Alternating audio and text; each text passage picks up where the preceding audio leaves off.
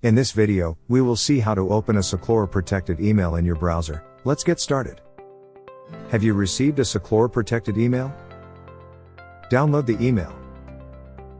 Double-click on it and it will open in your browser. Click on Open in Browser. Enter your work email if you're an employee of the organization. If you are a vendor or a partner, enter the email ID you use to communicate with this organization. Your email will open in the secure email viewer. Click Reply. Compose your reply.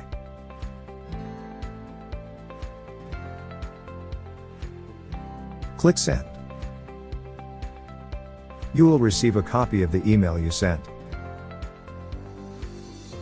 Similarly, you can open classified emails in your browser. Visual markings indicate that the email is classified.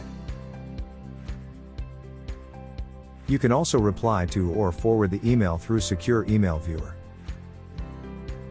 However, the classification of the email will not be retained through Secure Email Viewer.